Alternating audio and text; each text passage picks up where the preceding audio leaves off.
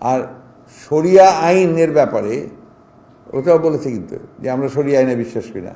আমাদের সংগঠন পড়ে দেখবেন শরিয়া আইন বিশ্বাসের তো কথার ব্যাপারটা নাই কোথাও। আমরা তো ওনারা চান ওনারা করুক, ওনারা শরিয়া আইন করতে চান ওনারা করুক। সম্মানিত দর্শক, আপনারা হয়তো এই ভিডিওটা সামাজিক যোগাযোগ মাধ্যমে দেখেছেন।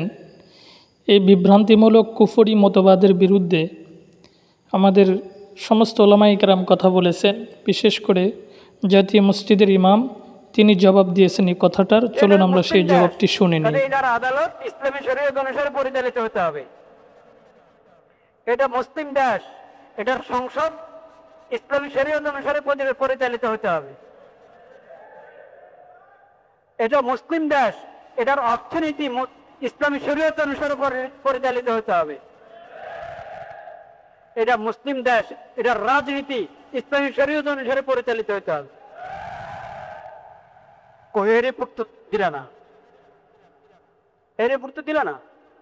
আমরা তো মুসলিম, আমরা আমাদের ইসলামী স্বাধীনতা, আমরা মুসলিম হিসাবে আমাদের ধর্মীয় স্বাধীনতা থেকে বঞ্চিত। সেজন্য সব সংস্কার হয়ে যাচ্ছে কিন্তু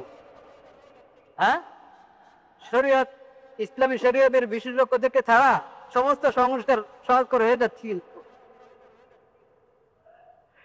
আর মত বিনিময় হচ্ছে, মতামত দিচ্ছেন, কিন্তু ফায়সালা কে করবে?